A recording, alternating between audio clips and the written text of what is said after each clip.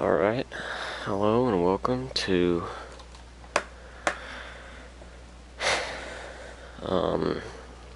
probably what's going to be one of the final sections of the game, of the live stream.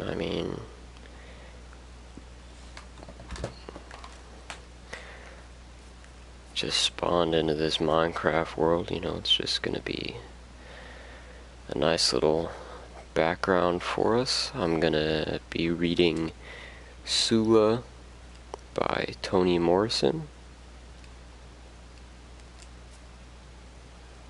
And I'm just going to leave Minecraft here, in the background. Make sure the music is on.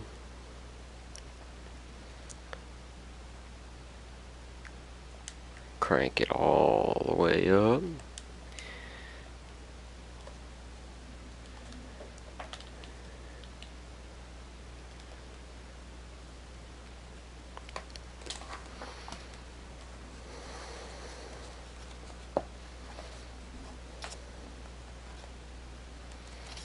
Not exactly remember where I'm at, so I'm just gonna start at the beginning of the chapter that I was in.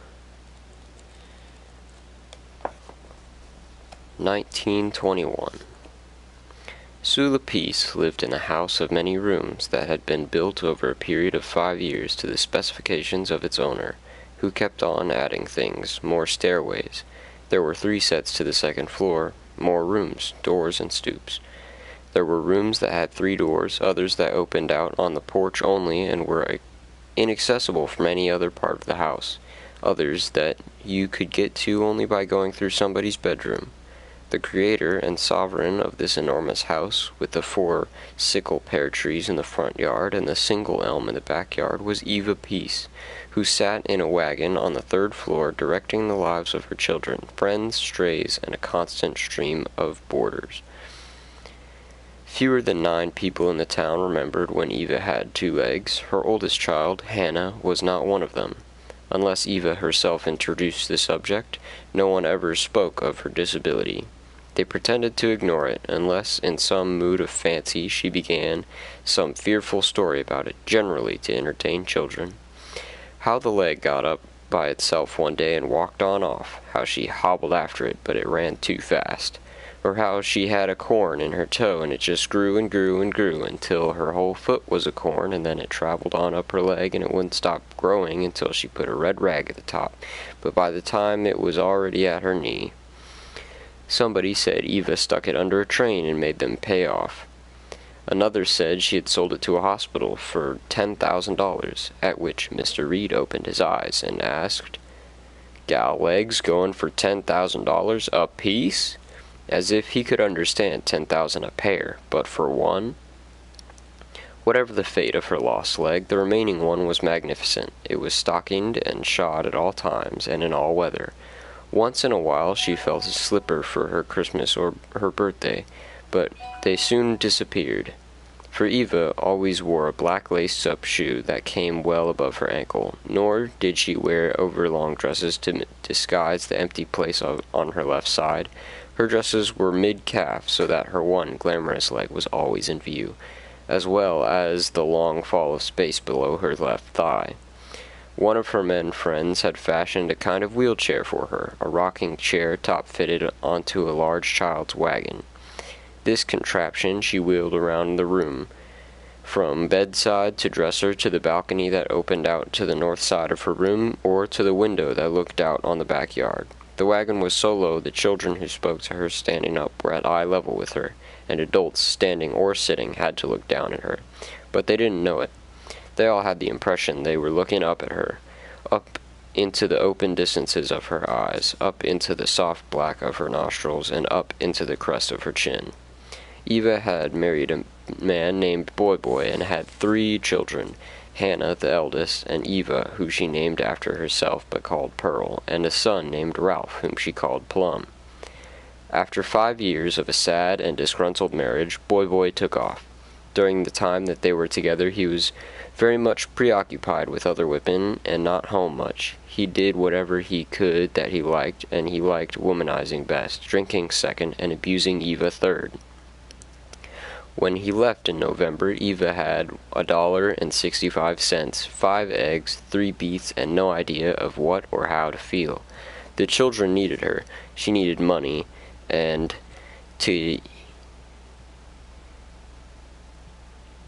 needed to get on with her life, but the demands of feeding her 3 children were so acute that she had to postpone her anger for 2 years until she had both the time and the energy for it. She was confused and desperately hungry. There were very few black families in those low hills then. The Suggs, who lived 200 yards down the road, brought her a warm bowl of peas as soon as they found out, and a plate of cold bread. She thanked them and asked if they had a little milk for the older ones. They said no, but Miss Jackson, they knew, had a cow still giving. Eva took a bucket over, and Miss Jackson told her to come back and fill it up in the morning, because the evening milking had already been done. In this way things went on until near December. People were very willing to help, but Eva felt she would soon run her welcome out. Winters were hard, and her neighbors were not that much better off. She would lie in bed with the baby boy, the 2 girls wrapped in quilts on the floor, thinking. The oldest child, Hannah, was 5 and too young to take care of the baby alone, and any housework Eva could find would keep her away from them from 5:30 or earlier in the morning until dark, way past 8. The white people in the valley weren't rich enough then to want maids. They were small farmers and tradesmen and wanted hard labor help, if anything. She thought also of returning to some of her people in Virginia, but to come home dragging 3 young ones would have to be a step 1 rung before death for Eva.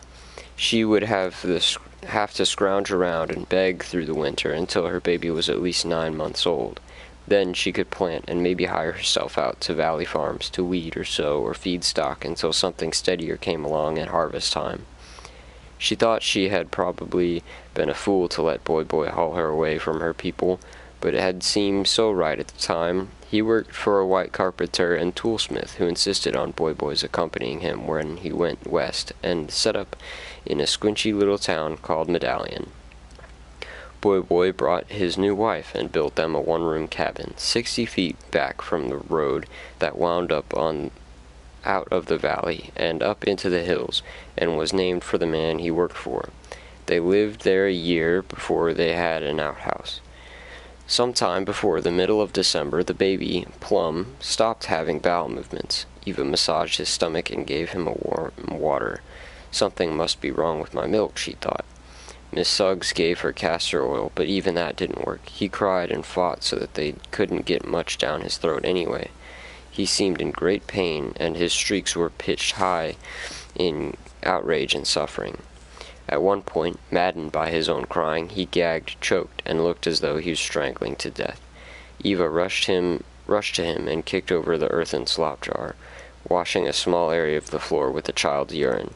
She managed to soothe him, but when he took up the cry again late that night, she resolved to end his misery once and for all.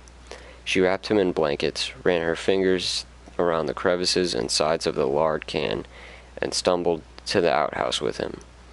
Deep in its darkness and freezing stench, she squatted down, turned the baby over on her knees, exposed his buttocks, and shoved the last bit of food she had in the world, besides 3 beets, up his butt. Softening the insertion with the dab of lard, she probed with her middle finger to loosen his bowels. Her fingernail snagged what felt like a pebble. She pulled it out, and the others followed. Plum stopped crying as the black hard stools ricocheted into the frozen ground, and now that it was over, Eva squatted there, wondering why she had come all the way out there to free his stools, and what she was doing down on her haunches with her beloved baby boy warmed by her body in almost total darkness, her shins and teeth freezing, her nostrils assailed. She shook her head as though to struggle her brains around, and then aloud, no. Thereupon she returned to the house and her bed. As the grateful Plum slept, the silence allowed her to think. 2 days later she left all of her children with Miss Suggs, saying she would be back the next day. 18 months later, she swept down from a wagon with 2 crutches, a new black pocketbook, and 1 leg. First, she reclaimed her children. Next, she gave the surprised Miss Suggs a $10 bill. Later, she started building a house on Carpenter's Road, 60 feet from Boy Boy's one-room cabin, which she rented out. When Plum was 3 years old, Boy Boy came back to town and paid her a visit. When Eva got word that he was on his way, she made some lemonade. She had no idea what she would do or feel during the encounter. Would she cry, cut his throat, beg him to make love? To her, she couldn't imagine. So she waited to see. She stirred lemonade in a green pitcher and waited. Boy Boy danced up the steps and knocked on the door. "Come in," she hollered. He opened the door and stood smiling, a picture of prosperity and goodwill. His shoes were a shiny orange, and he had on a certified straw hat, a light blue suit, and a cat's head stick pin in his tie.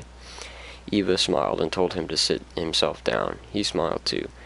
"How you been, girl?" "Pretty fair. What you know good." When she heard those words come out of her mouth, she knew that their conversation would start off polite, although it remained to be seen whether she would still run with the ice pick through the cat pin's head. "Have some lemonade." "Don't mind if I do." He swept his hat off with a satisfied gesture. His nails were long and shiny. "Show is hot, and I've been running around all day." Eva looked out of the screen door and saw a woman in a pea-green dress leaning on the smallest pear tree, glancing back at him. She was reminded of Plum's face when he managed to get the meat out of the walnut all by himself. Eva smiled again and poured the lemonade. Their conversation was easy, she catching him up on all the gossip, he asking about this one and that one, and like everybody else, avoiding any references to her leg. It was like talking to somebody's cousin who just stopped by to say howdy before getting back to whatever he came from. Boy Boy didn't ask to see the children, and Eva didn't bring them into the conversation. After a while he rose to go, talking about his appointments and exuding an odor of new money and idleness. He danced down the steps and strutted toward the pea-green dress. Eva watched. She looked at the back of his neck and the set of his shoulders. Underneath all that shine, she saw defeat in the stalk of his neck and the curious tight way he held his shoulders. But still, she was not sure what she felt. Then he leaned forward and whispered into the ear of the woman in the green dress. She was still for a moment and then threw her head back and laughed. A high-pitched big city laugh that reminded Eva of Chicago. It hit her like a sledgehammer, and it was then that she knew what to feel. A liquid trail of hate flooded her chest. Knowing that she would hate him long and well fitted her pleasant anticipation. Like when you know you are going to fall in love with someone, but you are going to wait for the happy signs. Hating Boy Boy, she could get on with it, and have the safety, the thrill, and consistency of that hatred as long as she wanted or needed it to define and strengthen her or protect her from routine vulnerabilities. Once, when Hannah accused her of hating colored people, Eva said that she only hated one, Hannah's father, Boy Boy, and it was hating him that kept her alive and happy. Happy or not, after Boy Boy's visit she began her retreat to her bedroom, leaving the bedroom of the house more and more to those who lived there. Cousins who were passing through, stray folks, and the many newly married couples she let rooms to with housekeeping privileges, and after 1910 she didn't willingly set foot on the stairs but once, and that was to light a fire, the smoke of which was in her hair for years. Among the tenants in that big old house were the children Eva took in, operating on a private scheme of preference and prejudice. She sent off her children she had from the balcony of her bedroom, or whose circumstances she had heard about from the gossipy old men who came to play checkers or read the Courier, or write her number. In 1921, when her granddaughter Sula was 11, Eva had 3 such children. They came with woolen caps and names given to them by their mothers or grandmothers, or somebody's best friend. Eva snatched the caps off their heads and ignored their names. She looked at the first child closely, his wrists, the shape of his head, and the temperament that showed in his eyes, and said, "Well, look at that, Dewey." My. When later that same year she sent for a child who kept falling down off the porch across the street, she said the same thing, but somebody said, "But Miss Eva, you calls the other one Dewey.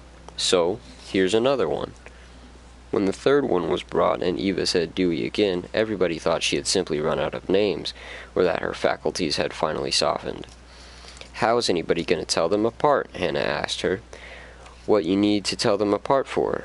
They's all Deweys." When Hannah asked the question, it didn't sound very bright, because each Dewey was markedly different from the other two. Dewey 1 was a deeply black boy with a beautiful head and golden eyes of a chronic jaundice. Dewey 2 was light-skinned with freckles everywhere and a head of tight red hair. Dewey 3 was half Mexican with chocolate skin and black bangs. Besides, they were 1 and 2 years apart in age. It was Eva saying things like, "Send one of them Deweys out to get me some Garrett, and if they don't have Garrett, get Buttercup," or "Tell them Deweys to cut out that noise," or "Come here, you Dewey, you, and send me a Dewey," that gave Hannah's question its weight. Slowly, each boy came out of whatever cocoon he was in at the time, and his mother or somebody gave him away, and accepted Eva's view, becoming in fact, as well as in the name, a Dewey, joining with the other two to become a trinity with a plural name, inseparable, loving nothing and no one but themselves. When the handle from the icebox fell off and all the Deweys got whipped, and in dry-eyed silence watched their own feet as they turned their behinds high up into the air for the stroke.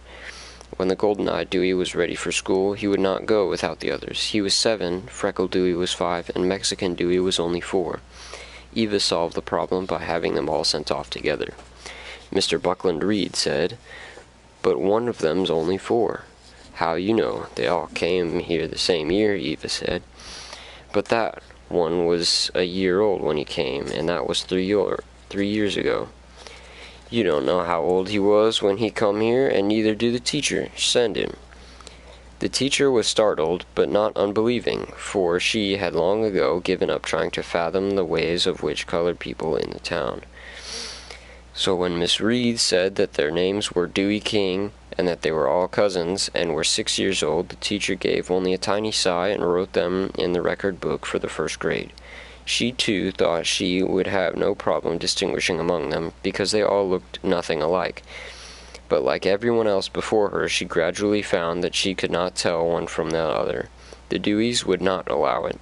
They got mixed up in her head, and finally she could not literally believe her eyes. They spoke with one voice, thought with one mind, and maintained an annoying privacy. Stout-hearted, surly, and wholly unpredictable, the Deweys remained a mystery not only during all of their lives in Medallion, but after as well. The Deweys came in 1921, but the year before Eva had given a small room off to the kitchen to Tar Baby, a beautiful, slight, quiet man who never spoke above a whisper. Most people said he was half white, but Eva said he was all white, that she knew blood when she saw it, and he didn't have none. When he first came to Medallion, the people called him Pretty Johnny. When Eva looked at his milky skin and cordon silk hair, and out of a mixture of fun and meanness called him Tar Baby. He was a mountain boy who stayed to himself, bothering no one, intent solely on drinking himself to death. At first he worked in a poultry market, and after wringing the necks of chickens all day, he came home and drank until he slept. After he began to miss days at work and frequently did not have his rent money, when he lost his job altogether, he would go out in the morning, scrounge around for money doing odd jobs, bumming or whatever, and came home to drink. Because he was no bother, ate little, required nothing, and was a lover of cheap wine, no one found him a nuisance. Besides, he frequently went to Wednesday night prayer meetings and sang with the sweetest hill voice imaginable in the sweet by and by. He sent the Deweys out for his liquor and spent most of his time in a heap on the floor, or sitting in a chair staring at the wall. Hannah worried about him a little, but only a very little, for it soon became clear that he simply wanted a place to die privately, but not quite alone. No one thought of suggesting him that he pull himself together or see a doctor or anything. Even the women at prayer meeting who cried when he sang in the sweet by and by never tried to get him to participate in the church activities. They just listened to him sing, wept, and thought very graphically of their own imminent deaths. The people either accepted his own evaluation of his life or were indifferent to it. There was, however, a measure of contempt in their indifference, for they had little patience with people who took themselves that seriously enough to try and die. And it was natural that he, after all, became the first one to join Shadrach, Tar Baby, and the Deweys on National Suicide Day.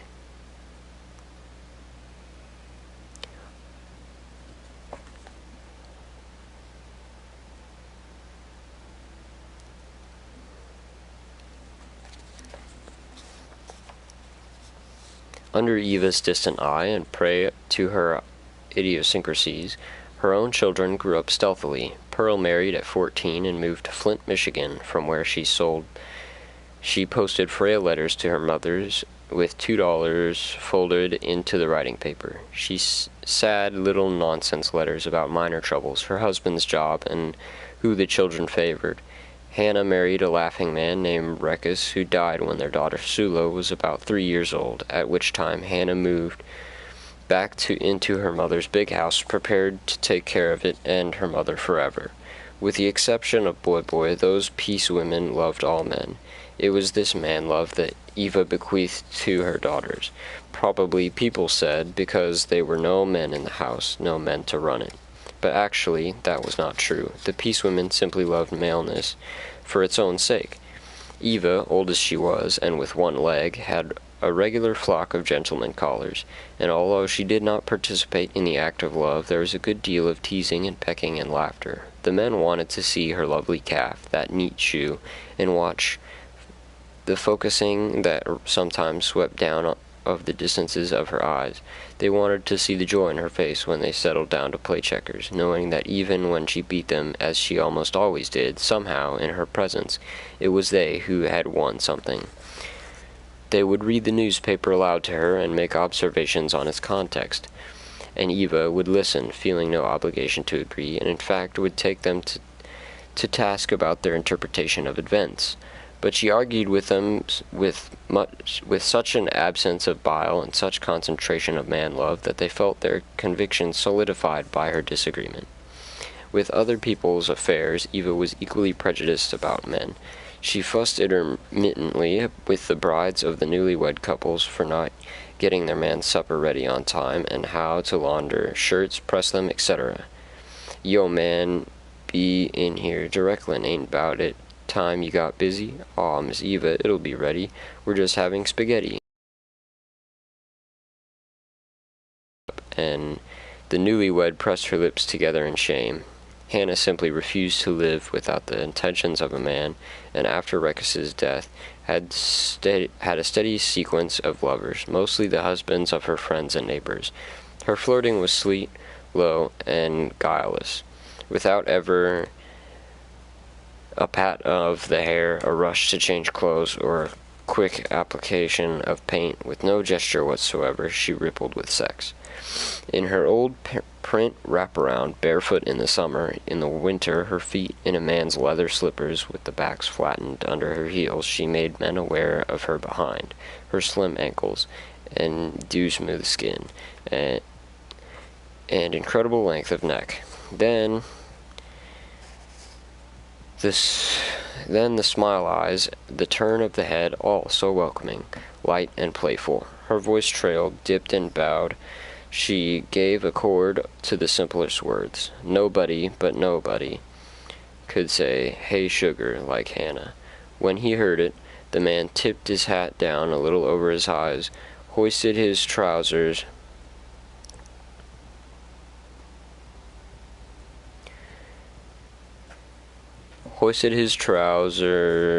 and thought about the hollow place at the base of her neck. And all this without the slightest confusion about work and responsibilities. While Eva tested and argued with her men, leaving them feeling as though they had been in combat with a worthy and amiable foe, Hannah rubbed no edges and made no demands, made the man feel as if he were complete and wonderful just as he was, and didn't need fixing. And so he relaxed and swooned in the Hannah light that shone on him simply because he was. If the man entered and Hannah was carrying a coal scuttle up from the basement, she handled it in such a way that it became a gesture of love. He made no move to help her with it simply because he wanted to see how her thighs looked when she bent to put it down, knowing that she wanted him to see them too. But since in that crowded house there were no places for private and spontaneous lovemaking, Hannah would take the man down to the cellar in the summer, where it was cool, back behind the coal bin and the newspapers, or in the winter they would step into the pantry and stand up against the shelves she had filled with canned goods, or lie on the flour sack just under the rows tiny green peppers. When those peppers were not available, she would slip into the seldom-used parlor, or even up to her bedroom. She liked the last place least, not because Sula slept in the room with her, but because her love-mate's tendency was to always fall asleep afterward, and Hannah was fastidious about it. Would practically anything, but sleeping with someone implied for her a measure of trust and a definite commitment. So she ended up a daylight lover, and it was only once, actually, that Sula came home from school and found her mother in the bed, curled spoon in the arms of a man. Seeing her step so easily into the pantry emerge, looking precisely as she did when she entered, only happier, taught Sula that sex was pleasant and frequent, but otherwise unremarkable. Outside the house, where children giggled about underwear, the message was different. So she watched her mother face and the face of the men when they opened the pantry door, and made up her own mind. Hannah exasperated the women in the town, the good women who said, "Only one thing I can't stand is a nasty woman," the whores, who were hard put to find trade among black men anyway, and who resented Hannah's generosity, the middling woman, who had both husbands and affairs, because Hannah seemed too unlike them, having no passion attached to her relationships, and being wholly incapable of jealousy. Hannah's friendships with women were, of course, seldom and short-lived, and the newly married couples whom her mother took in soon learned what a hazard she was. She could break up a marriage before it had even become one. She would make love to the new groom and wash his wife's dishes all in an afternoon. What she wanted after Rectus died, and what she succeeded in having more often than not, was something touching every day. The men, surprisingly, never gossiped about her. She was unquestionably a kind and generous woman, and that, coupled with her extraordinary beauty and funky elegance of manner, made them defend her and protect her from any vitriol that newcomers or their wives might spill. Eva's last child, Plum, to whom she hoped to bequeath everything, floated in a constant swaddle of love and affection until 1917, when he went to war. He returned to the States in 1919, but did not get back to Medallion until 1920. He wrote letters from New York, Washington, D.C., and Chicago, full of promises and homecomings, but there was obviously something wrong. Finally, some 3 days after Christmas, he arrived with just the shadow of his old dip-down walk. His hair had been neither cut nor combed in months. His clothes were pointless, and he had no socks. But he gave them a black bag, a pepper sack, and a sweet, sweet smile. Everyone welcomed him, and gave him a warm room next to the Tar Babies, and waited for him to tell them whatever it was he wanted them to know. They waited in vain for his telling, but not long for the knowing. His habits were much like Tar Babies, but there were no bottles, and Plum was sometimes cheerful and animated. Hannah watched, and Eva waited.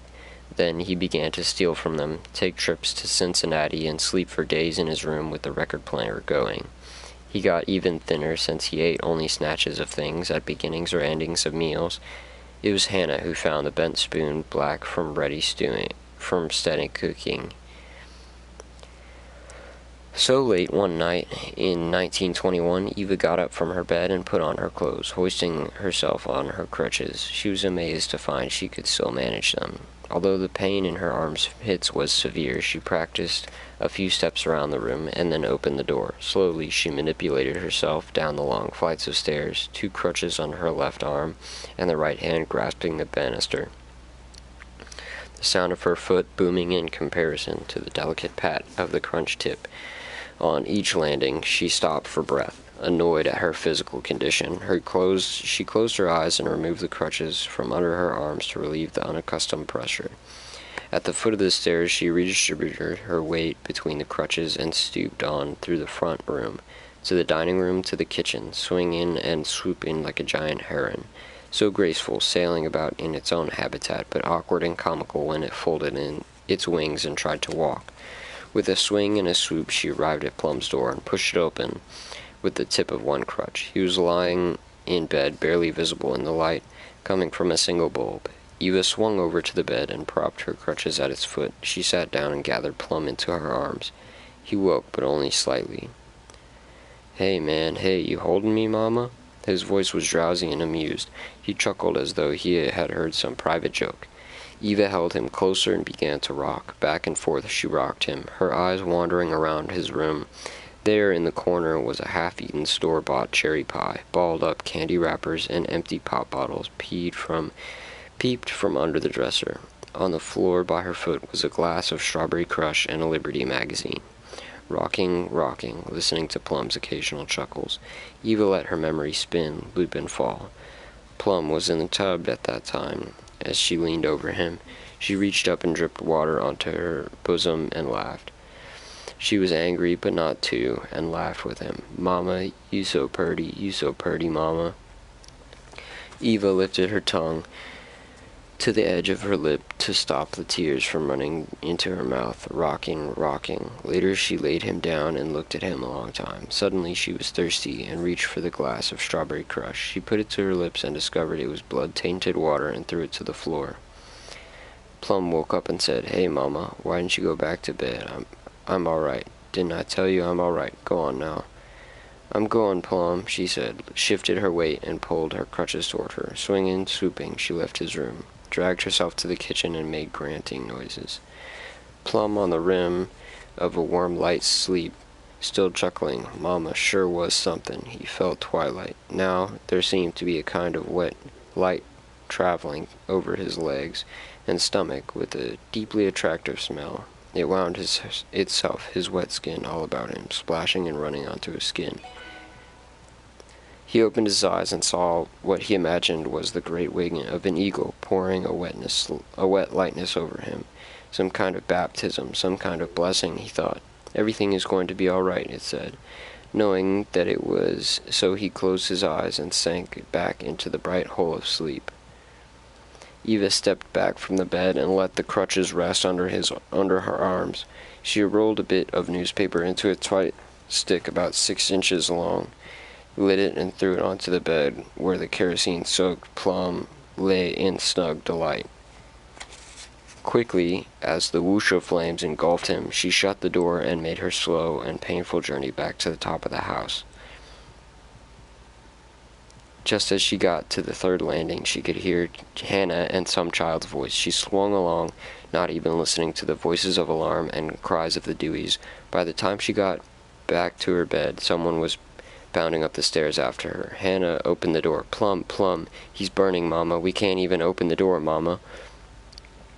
Eva looked into Hannah's eyes. "Is my baby burning?" The two women did not speak, for the eyes each were enough for the other. Then Hannah closed hers and ran toward the voices of the neighbors calling for water.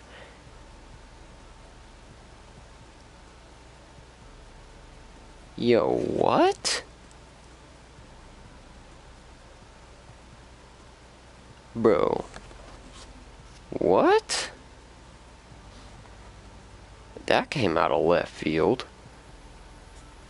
Maybe I'm just like too tired or like too stupid to like see like where that was like coming from, like,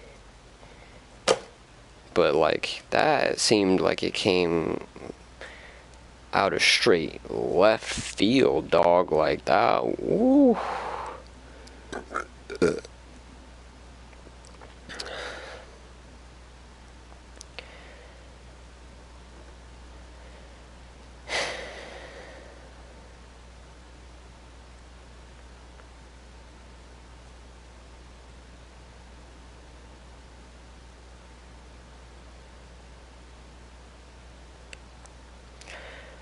Dog, like,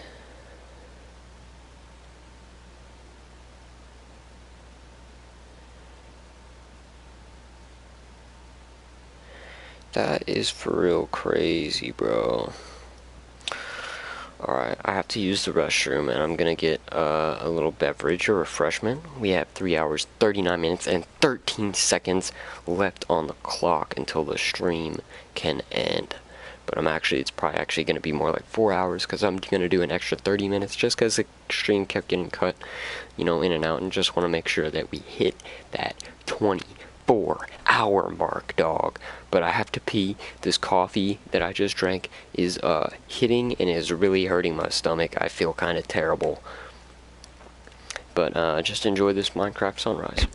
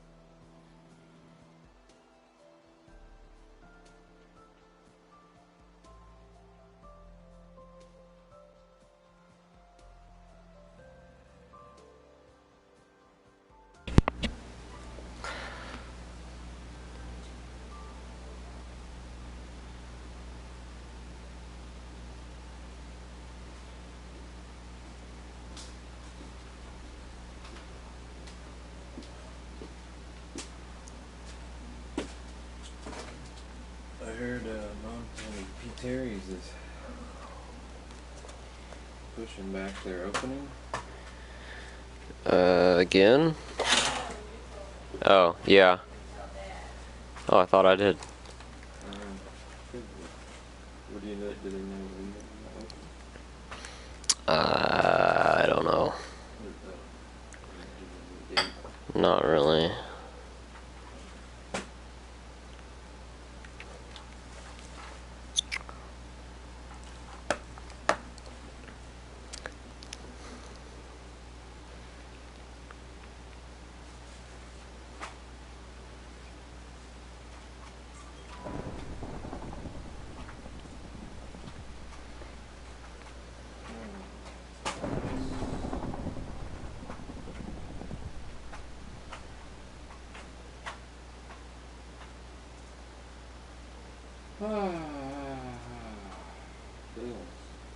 Bills. Short Craigslist. Well, that was pretty crazy. It was crazy.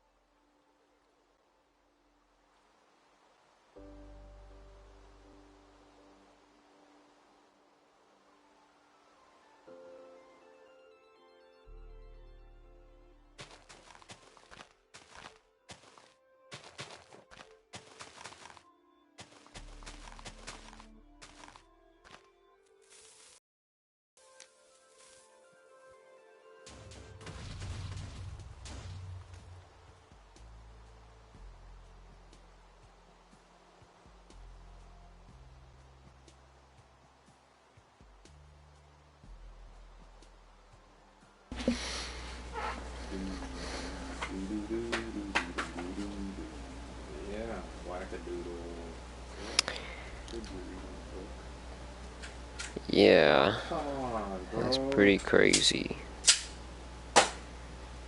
What? Oof. Out of stables.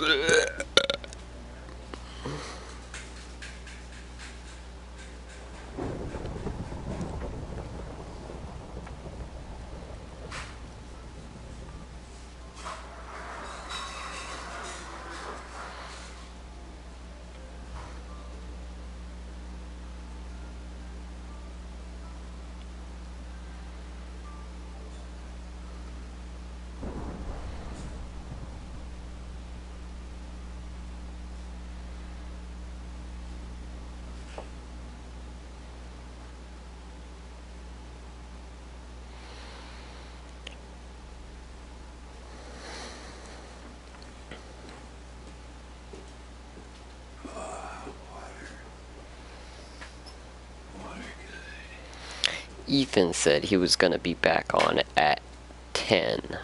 He is definitely not.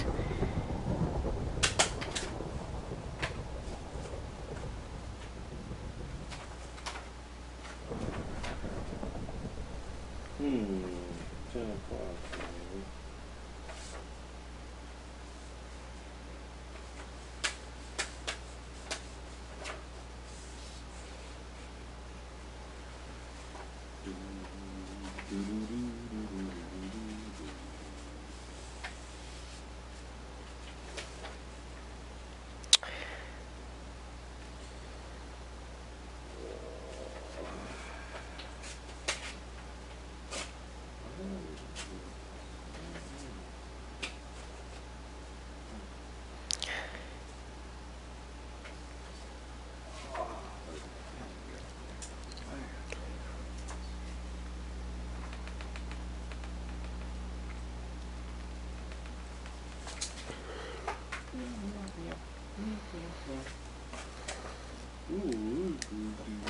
Online banking.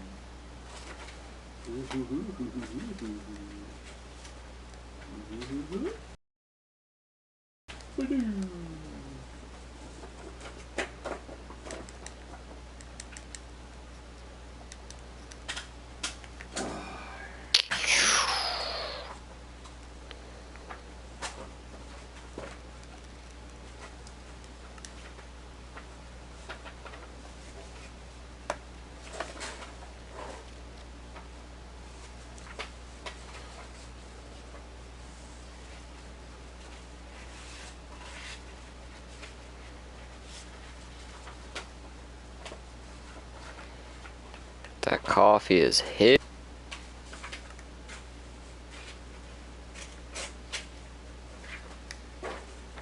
Is there any more?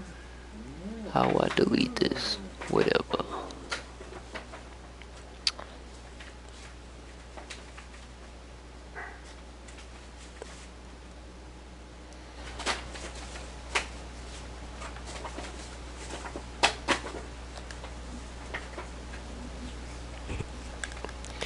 See who else is online. Who? I said, let's see who else is online. Nobody. Yup. Angel last online 9 hours ago. Ethan last on 6 hours ago. Max last on 10 hours ago. Avery last on 9 hours ago. 9 hours ago? What? He told me he wasn't getting back on. Saxon last online 8 hours ago. What? He got online too? When was that? 8 hours ago.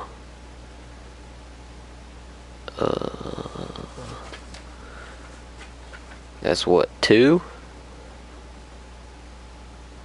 And 1.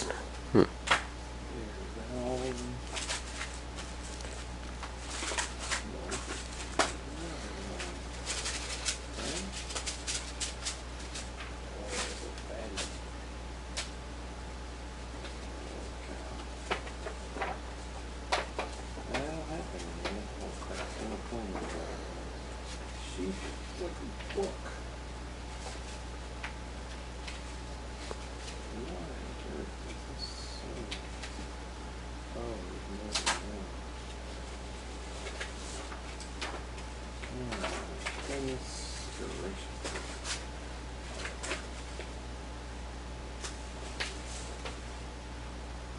Such a waste of paper.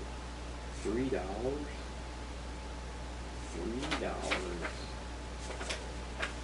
What does that mean? I used everything in the account? Nope. Oh, right. Eyeglasses.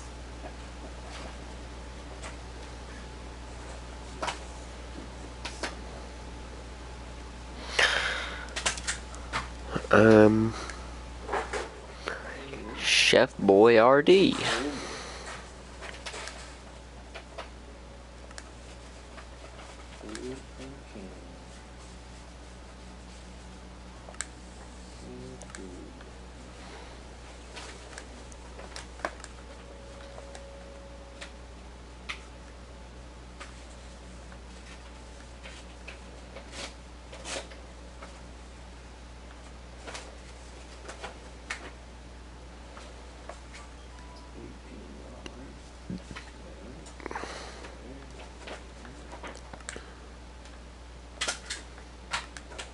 Told me they're gonna cover my thing, stupid site version.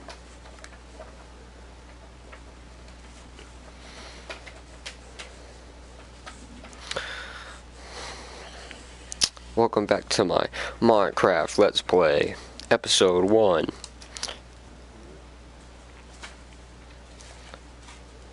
Where we at? Let's check the map. Top left, I bet. This is very aggressive terrain, very mountainous. Not a great place to be building exactly. We've got a sand biome. No. Just some little beaches. Alright, to the north.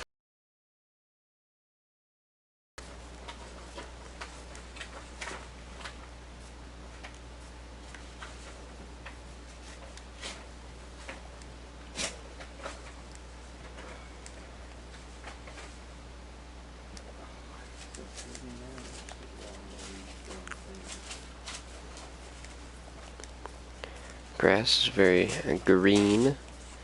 I see the swamp over there, I think. Some interesting geometry.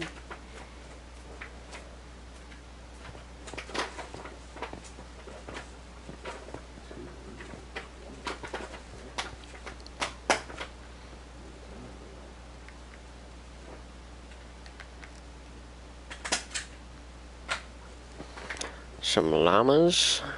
What else we got? A nice little wooded area over there. Oh, where's this go? Sunflowers. I didn't know they added those. Interesting, interesting. I don't know if you can eat pumpkin or not. Weird. Perforations are all in the same place. Look at that. Bees. Bees. You can make baby bees now. Really? Yep. Ah. Anya showed me yesterday. Yesterday, the day before yesterday. Oh, little cave system. Alright, let's get some tools. Can I endorse these like with a stamp or something that I could actually sign? Everyone.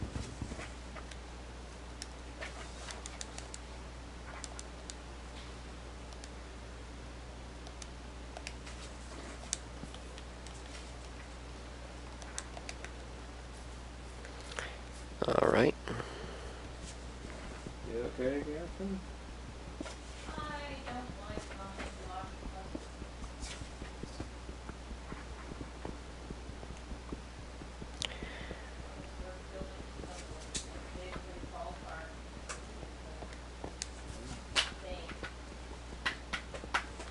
What do you mean it doesn't interlock? Isn't that what a puzzle is?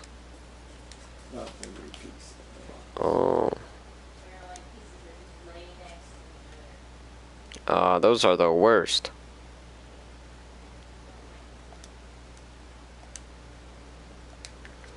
See you later, wooden pick.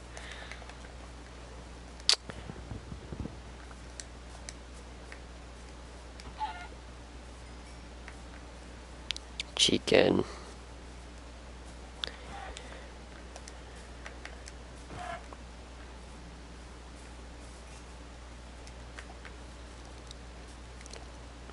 Little sunflower seed field. Be a nice little place for a house.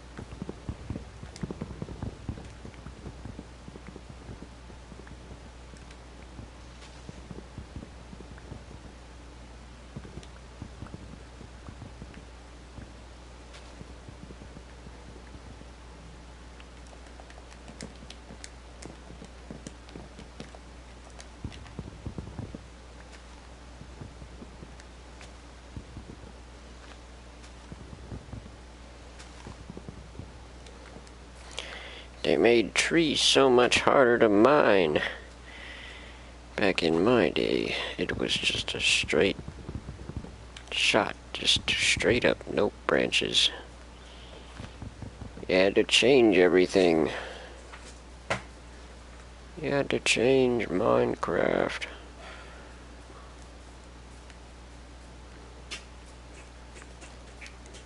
There's stray bees here, dog.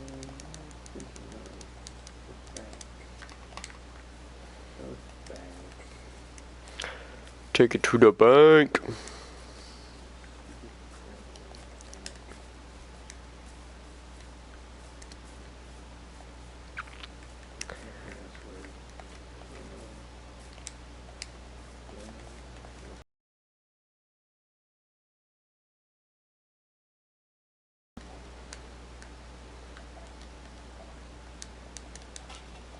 Why can I not build this?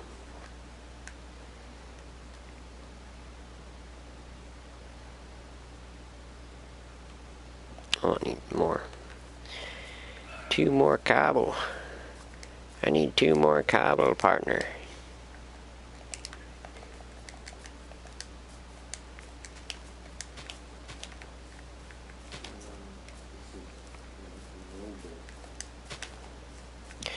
Get some trees in here. Stop deforestation. Cool. Paste. Continue. Bet I could find some iron down there. Oh, sweet. Then you hit plus sign. Deposit. Ah, yeah, I hate doing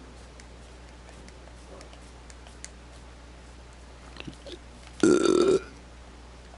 Excuse me. Click. Front of check.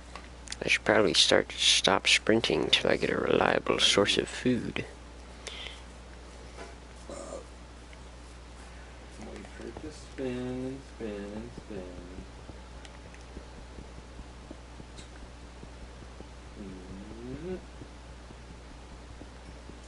Backup check.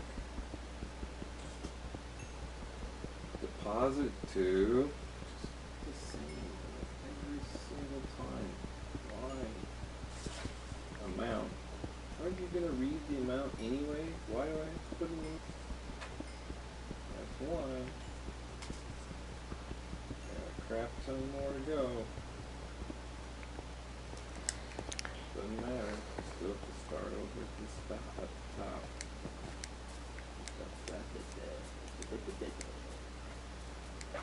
Oh, I got blow.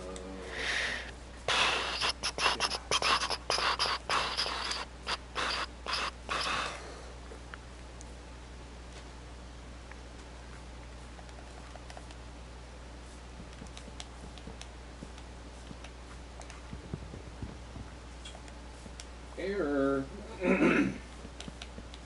Awesome. Error. Error.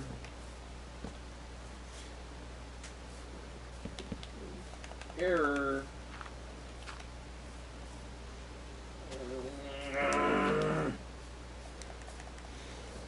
Are you sure you want to cancel? No, I don't want to cancel, but you just keep telling me there's an error.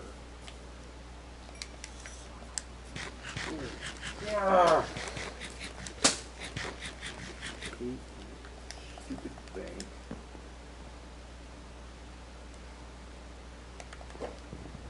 App sucks. You're so cheap, like cheapest, crappiest app. Do it all again, because it was so much fun the first time.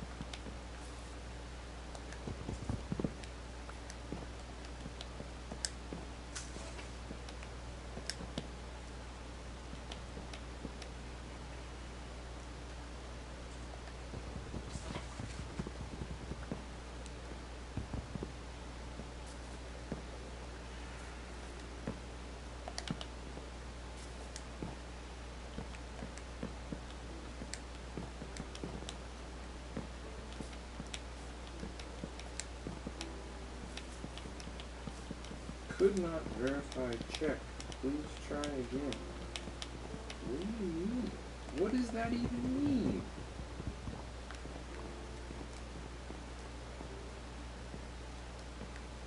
Like, take another picture? Or...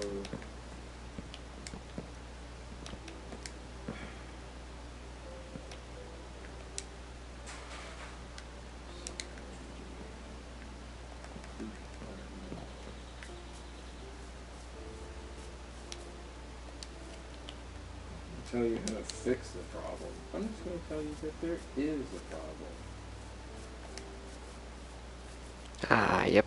The perfect solution.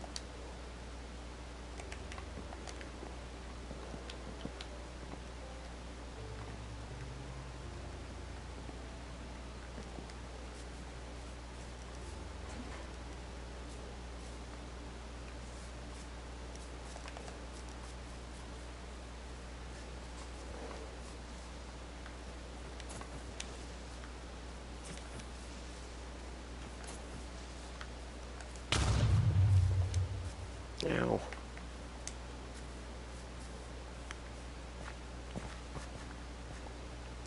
iron.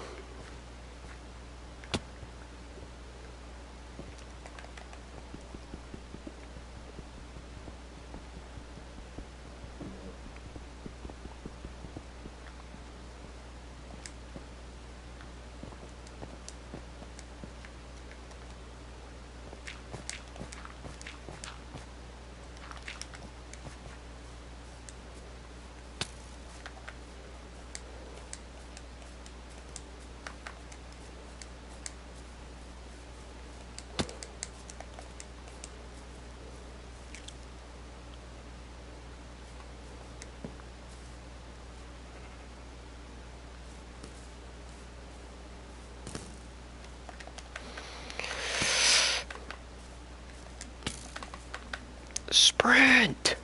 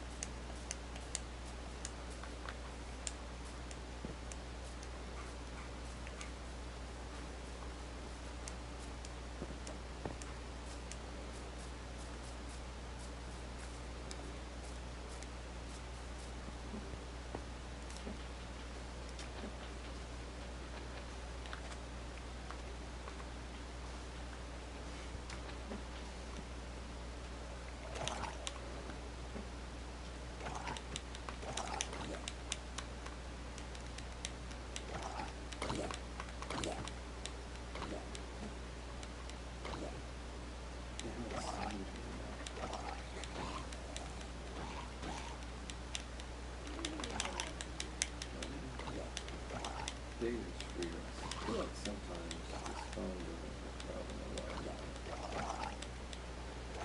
Yeah, mine has the same problem. Sometimes I have to like switch around to the different ones. Well, data's free right now. Oh, really? I think so. I think Mint's doing a thing that for a while all data's free. Cool. Unlimited data for everyone. Thank you, Ryan Reynolds.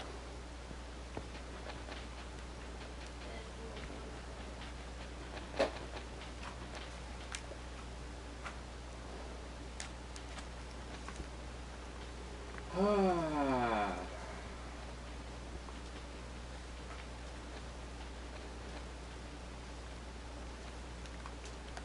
If you could go back in time 10,000 years and make a cave painting to confuse everyone in the future. Oh, now mobile banking is not available at all.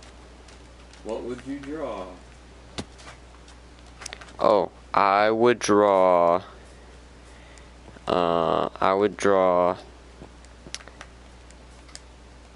What's it called? The DeLorean. That's what I would draw.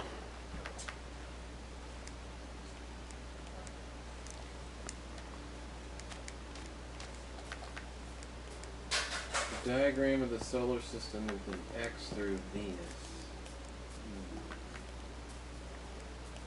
DNA strand.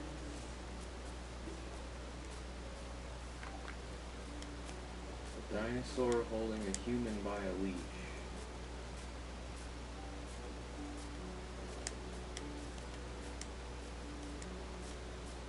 The Simpsons.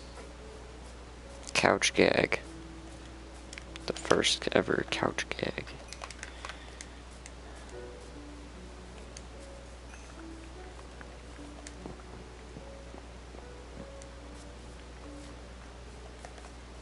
Binary script that will be nonsense until computers are created. Then it'll be decoded and it will say, time travel, bitches. Nice. The Windows critical error symbol.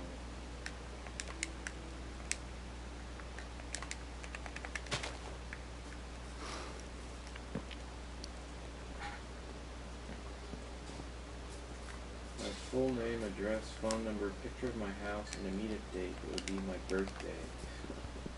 So people would come to my party. Periodic table. Vehicle. Pink humans flying around and flapping their arms.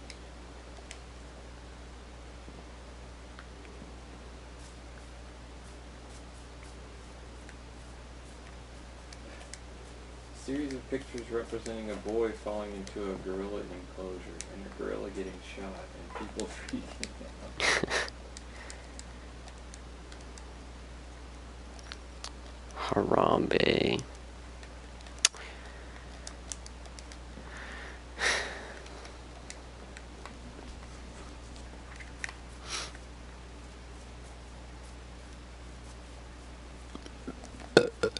Excuse me.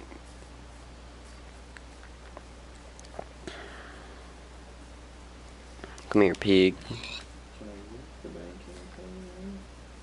I should just do something else. Or just go to the bank. Hmm.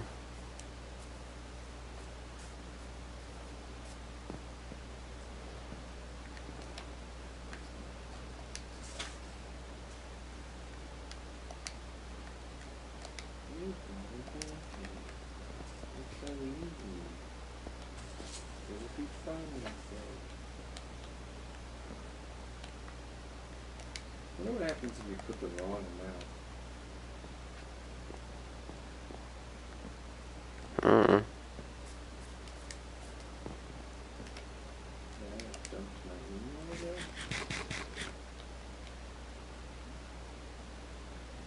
Invalid email address.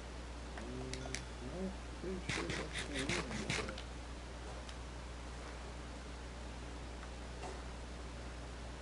approve. Oh wow, worked. Amazing.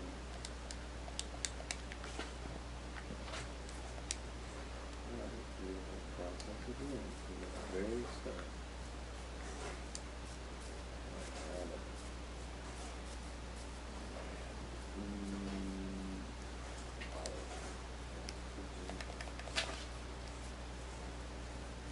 Covfefe.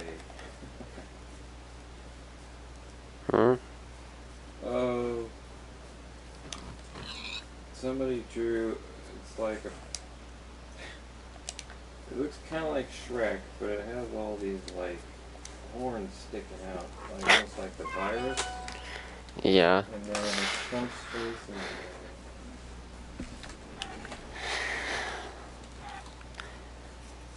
China.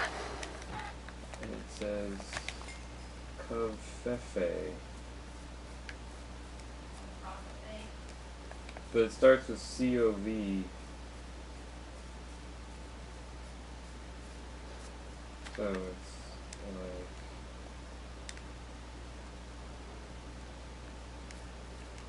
It's like the time Trump misspelled that thing. Mm. And he's the virus, and he's Shrek. That one where it's the king from the Shrek thing. Many of you will die, but that's a sacrifice of love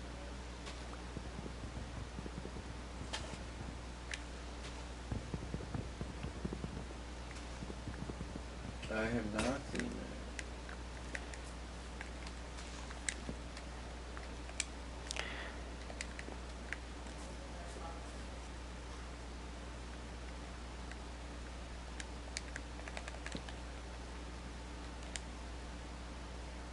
Dang it.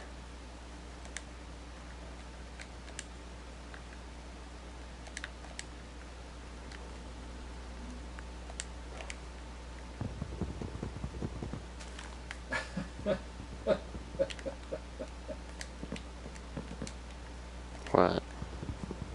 This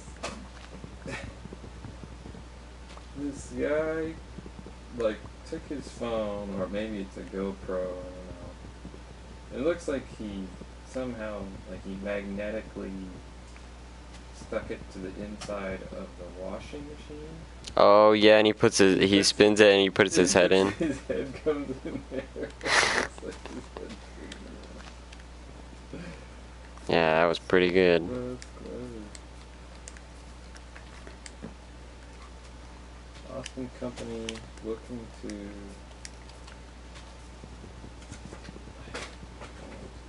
Could not verify check. I don't know what to do. Check is bad? Are you telling me the check is bad? Do I have to go in? Do I have to do something different? With the picture? Is it? Oh, I can turn on the flash.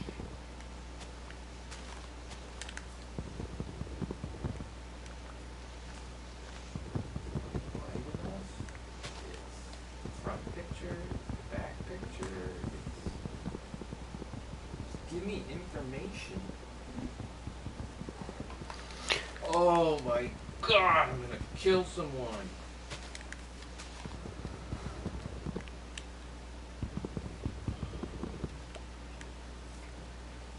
Unbelievable. What is this? Line up the check image within the frame. Hold the camera steady and tap the camera icon. It's not a camera icon. It's just a dot.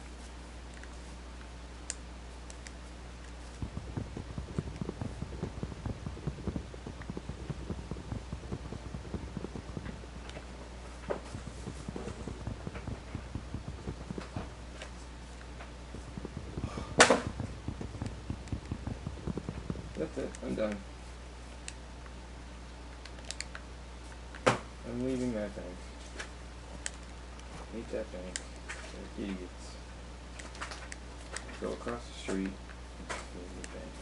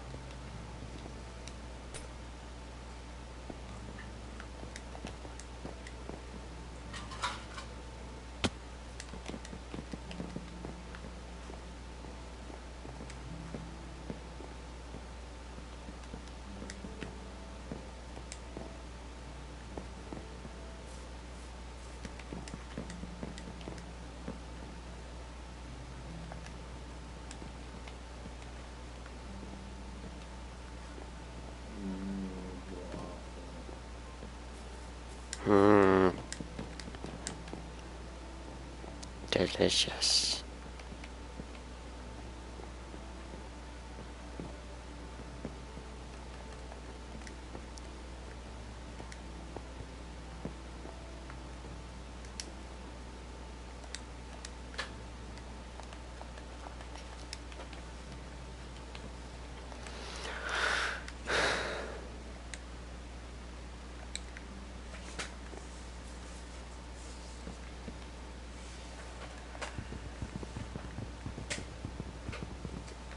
Yale's popular happiness course is available for free online.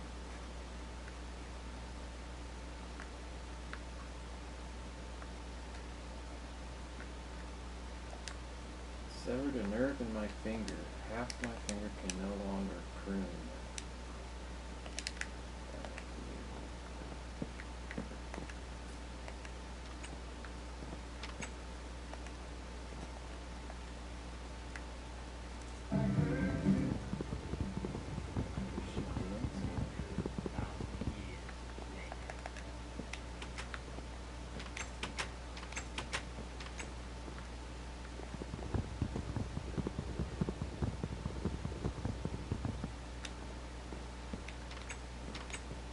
As school switches to virtual classes, students want some of their tuition money back.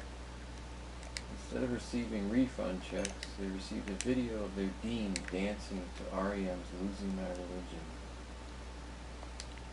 Nice. The year's tuition for a full-time student is $61,000 for commuters and $77,000 for Bruh. students living in housing. I guess exactly. So the dean shot a video of herself dancing to Losing My Religion. That's really pathetic.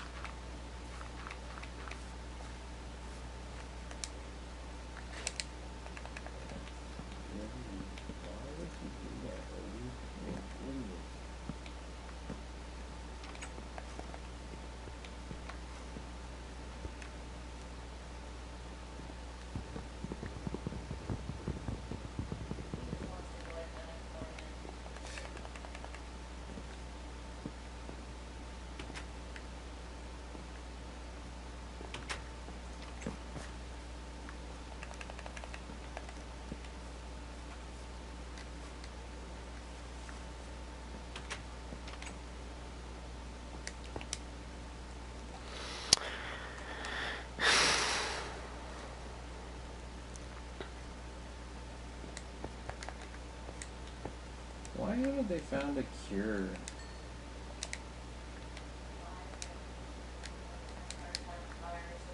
Mm.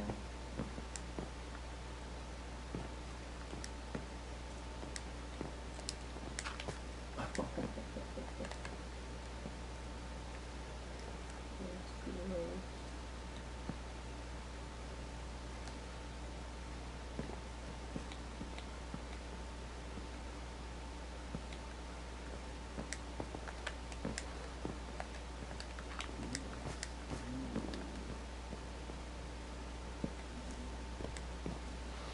Hello, welcome to the stream, random person.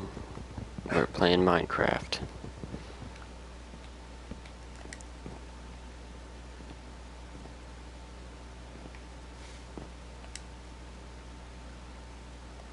When you're worried you might have the coronavirus, but the doctor says you just have COVID-19.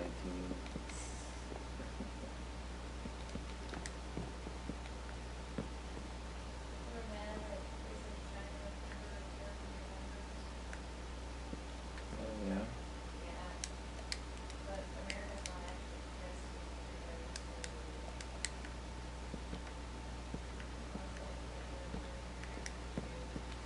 Mm.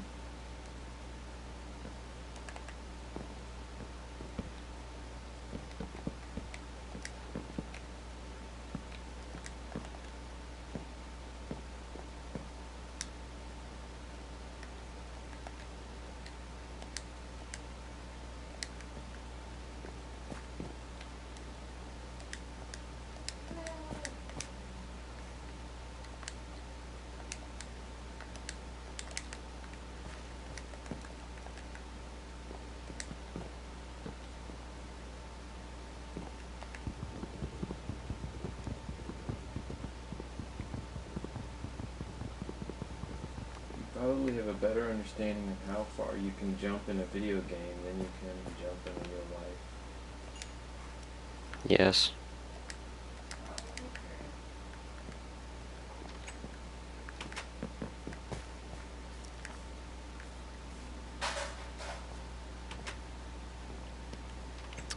Perhaps, perhaps.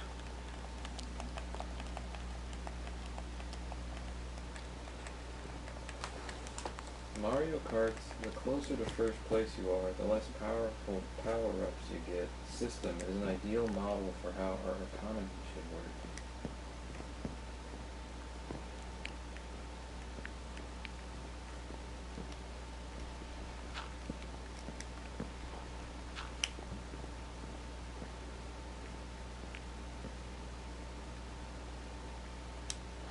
I need some dark oak. Where can I get some dark oak?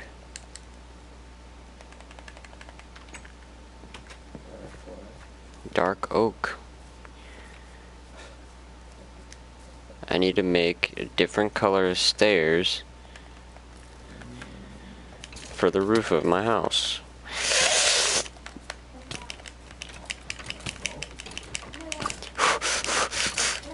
Let's go!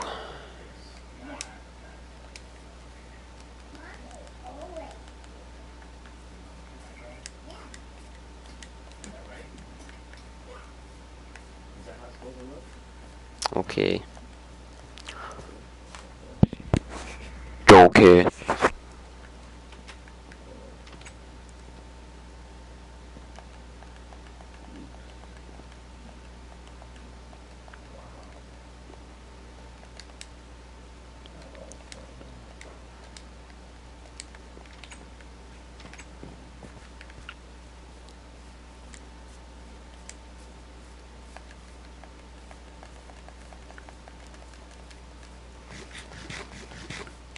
I just realized I'm low.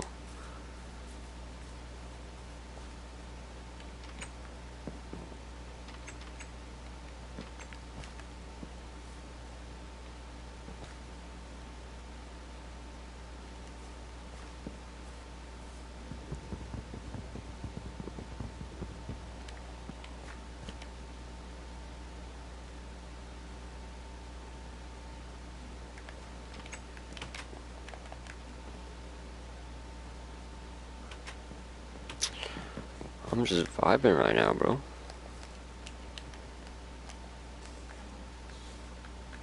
Gotta find myself a sheep.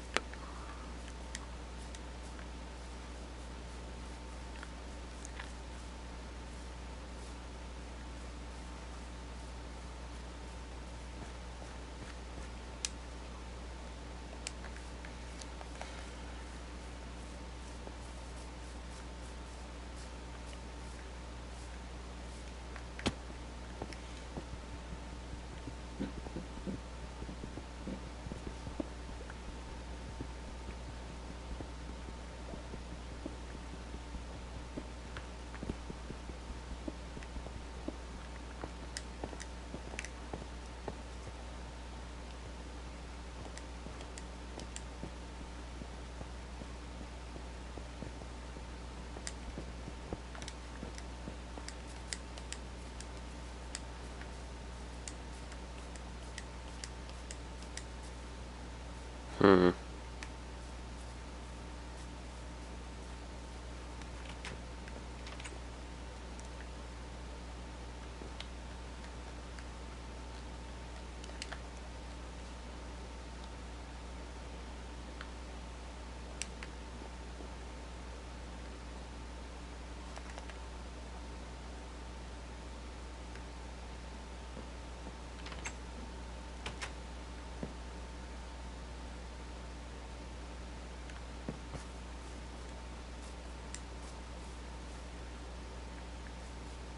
There were sheep around here earlier. Where are they at?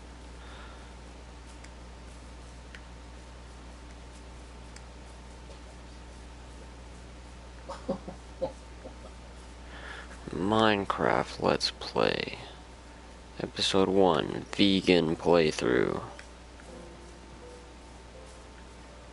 Psych!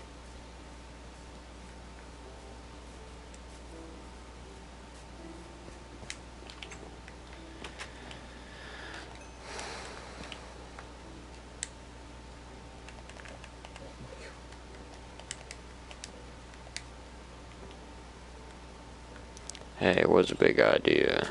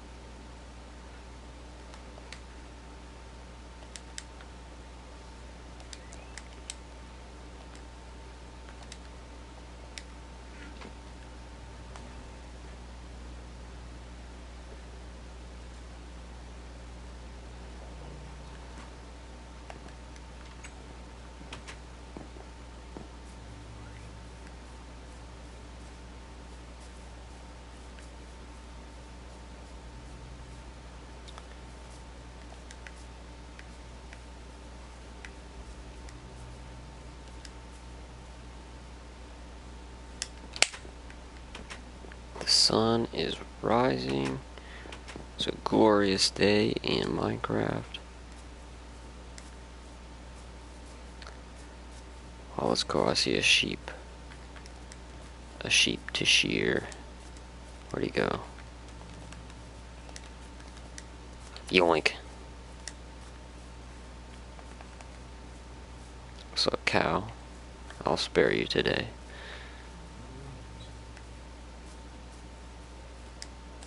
You only need 2 wool for a bed, right?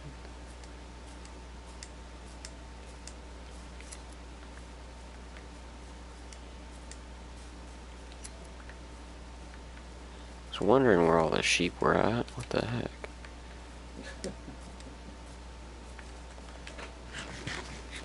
Remember last summer when we found that mummy in the black sarcophagus that was never supposed to be opened, and Egypt's director of antiquities was like, well, we opened it, and the world hasn't fallen into darkness yet. Anyway, I'm sure it's fine. My stomach hurt. My stomach hurt. My stomach hurt. My stomach hurt. My stomach hurt. Hey, what's up? Whoever else is in the stream. Welcome, welcome. We're on Minecraft right now. About to go get some dark oak for the roof here. I don't really know what kind of house I'm building. I'm just sort of, just going with the flow, just chilling. My stomach is upset, not gonna lie.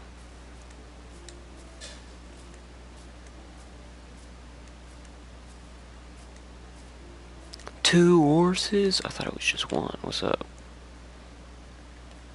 This horse kind of trash, though. Also kind of trash.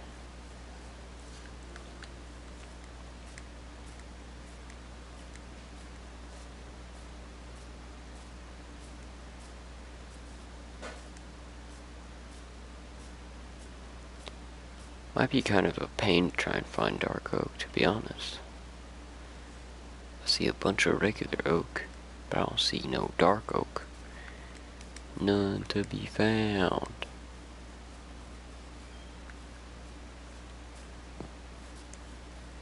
Birch. Who even uses birch, bro? Like,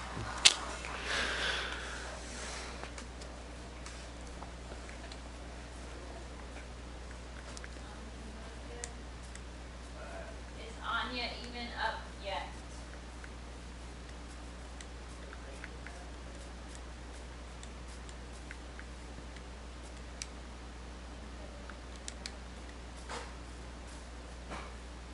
So no, you have not seen Anya. I would say,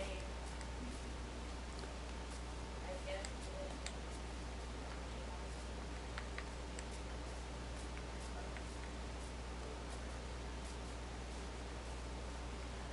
I've not found any dark oak. Also, I can't tell if I have to take a duke or if I'm hungry. I'm getting mixed signals from my body.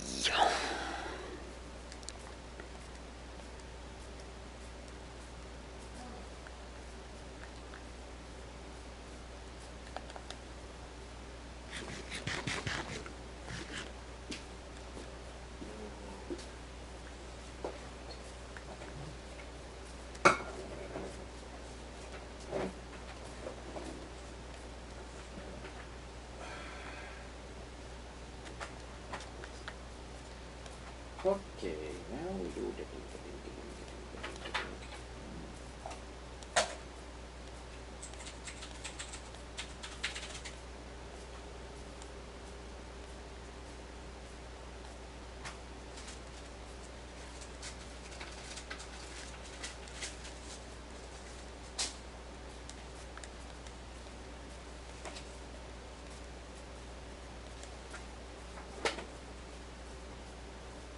Maybe I should just make the roof out of cobble. Hmm.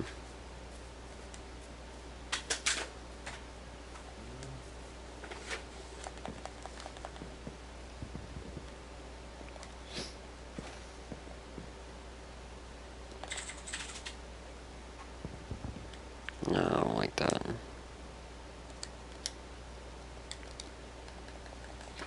This might be worse, but...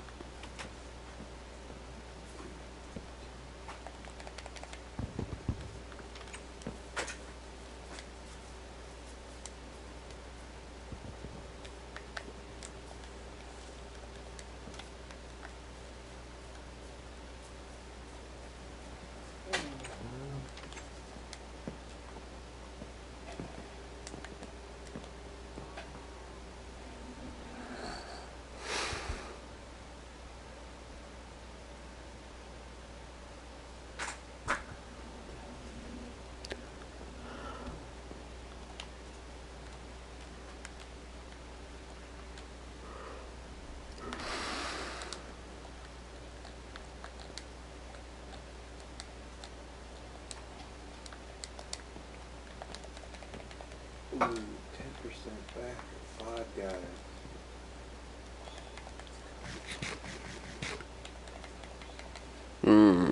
Five Guys is pretty good.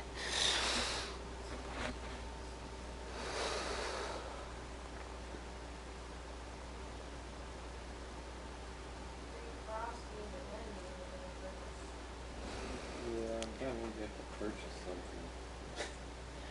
Yeah.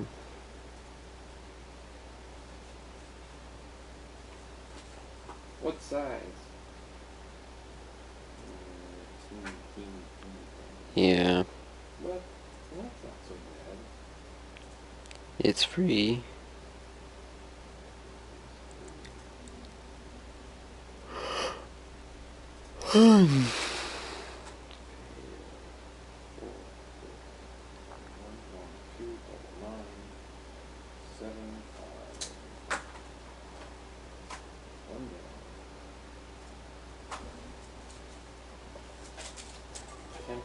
Back at Circle K.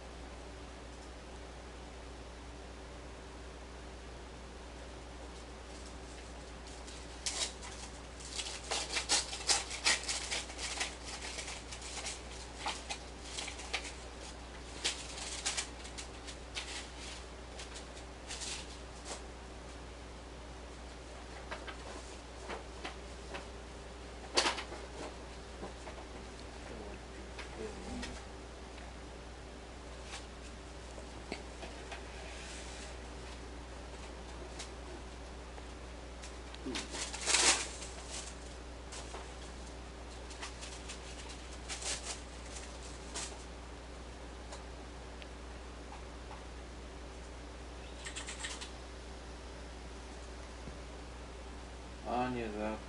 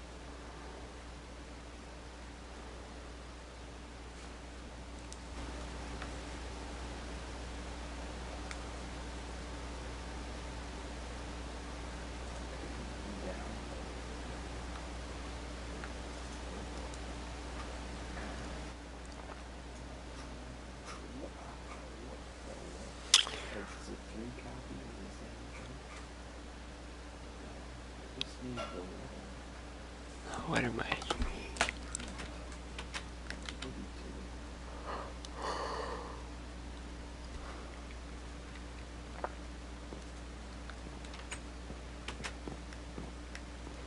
Yeah, I'm just gonna do a cobble roof because I don't really feel like finding dark oak.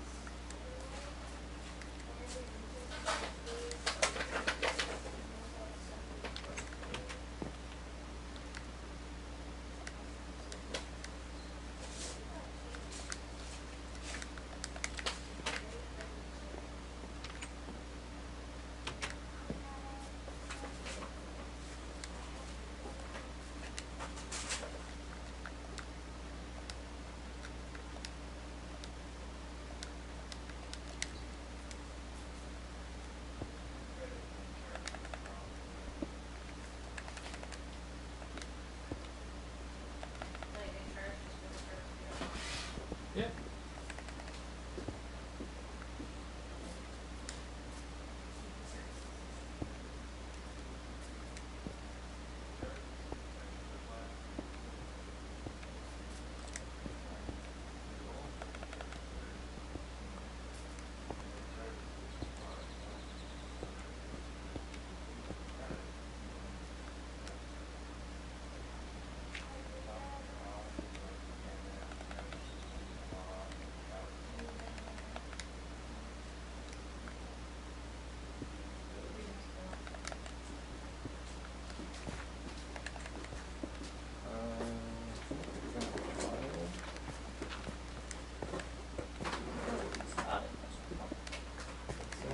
It's hotter in this room than other places.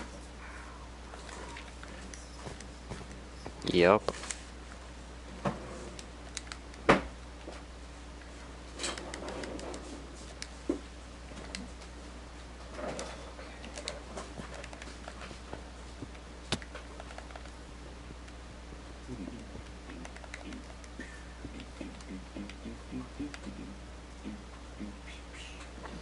Guys, I think Herobrine is in my world. It's so scary. I think I just saw him.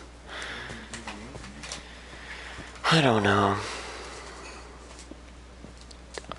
These stairs are being incredibly frustrating myself.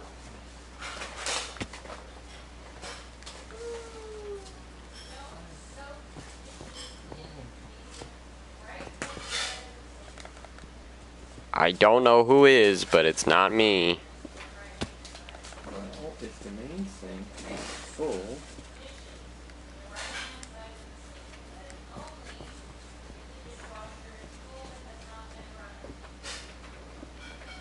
No, don't. so if you're soaking a giant bowl in the left side of the sink, where would you like soaking the bowl?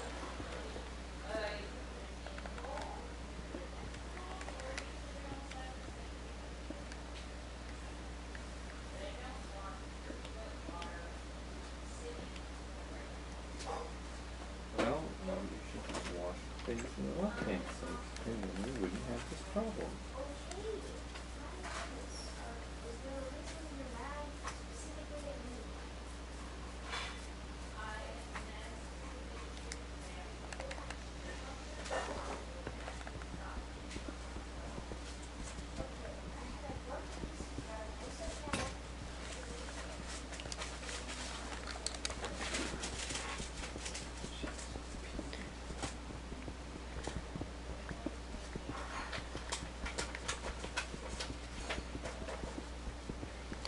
I need some Tums or something.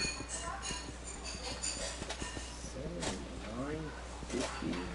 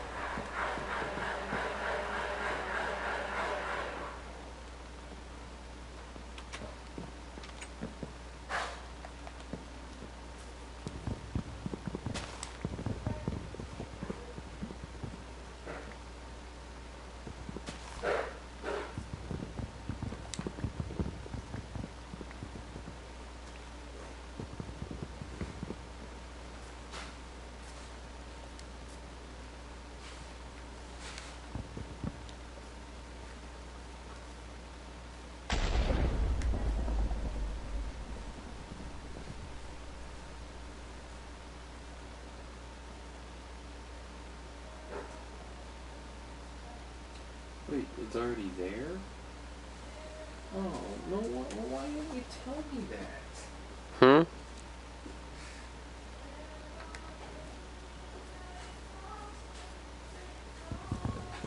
The reason it wouldn't take this check is because I'd already deposited it. Oh.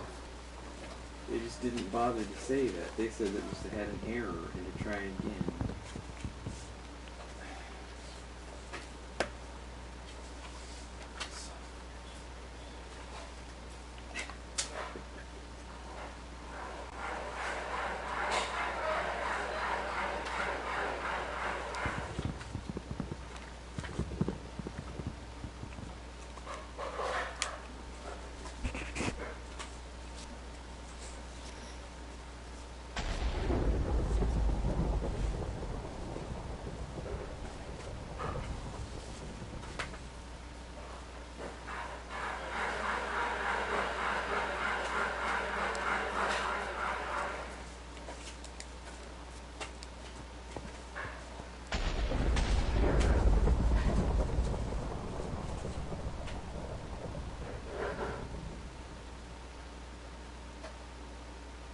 Okay.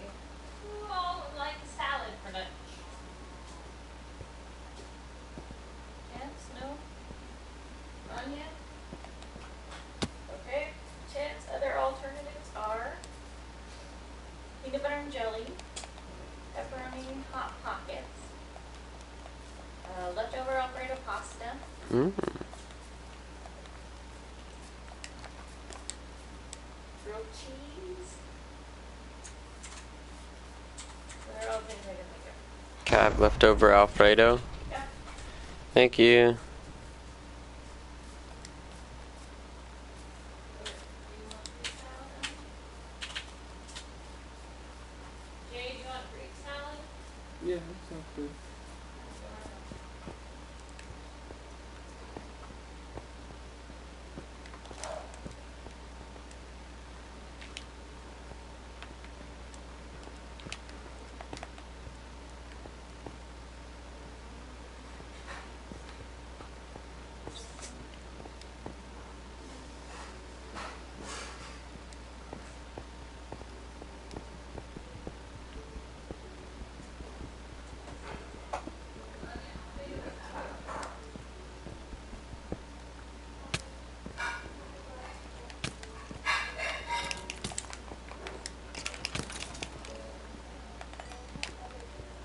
Charge me $25. That's even my fault.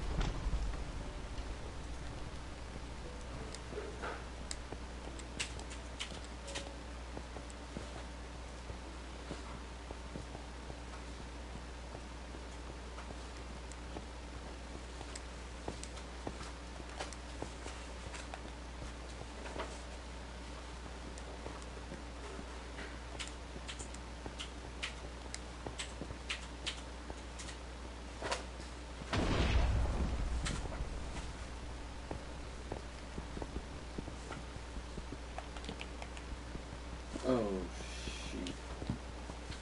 What? Oh, I just made a mistake. Okay. I can fix it.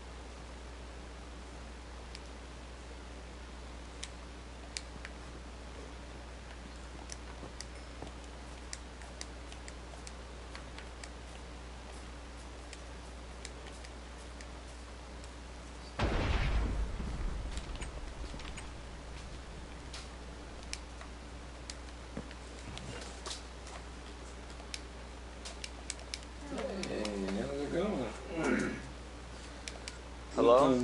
Howdy. Shit! Are you still streaming? Yes, sir. Oh, it's a 22-hour party, bro. Yes, sir. So you actually didn't go to sleep last night at all? Nope. What did you do all night?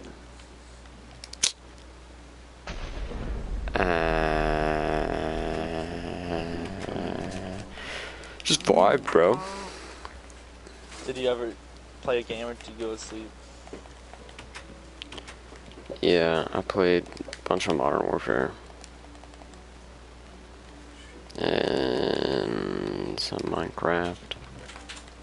Seems like there is a lot of time that is not made up for. Chances doesn't add up. What do you played Modern mean? Warfare and Minecraft for the whole night? I was really just like on Modern Warfare, What to up, be pussy? honest. What's up? What's up, boys? What's up? Oh, we heard What's you up? last What's time. up? Thank you, Chance, for noticing me.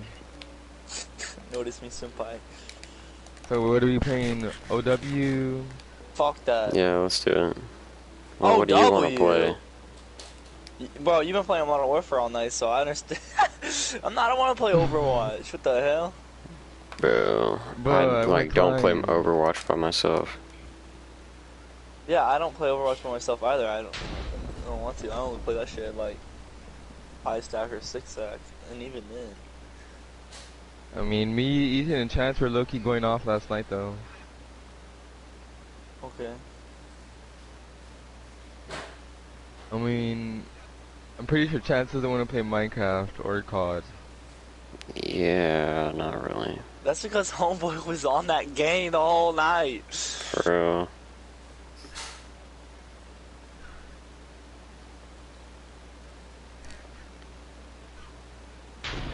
I mean, hold on a second. Let me go see if my mom is. Let me go ask my mom a question real fast. BRB. Is he gonna go ask his mama if he should play Overwatch?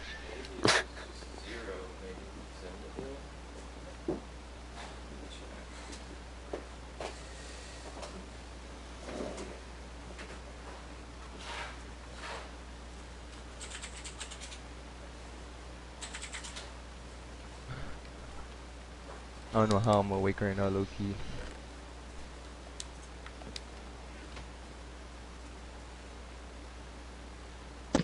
Dude, she's been on the phone for like 3 hours. Text me when you were off the phone. So what is it gonna be? I'll just get on Overwatch for a little bit. Let's go.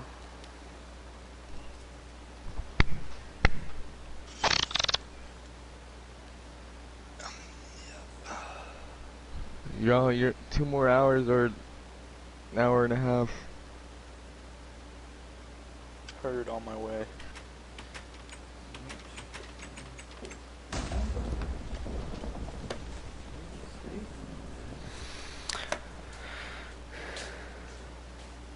COVID-19. Alright, Yeah, that was bad. I'm hopping on Overwatch.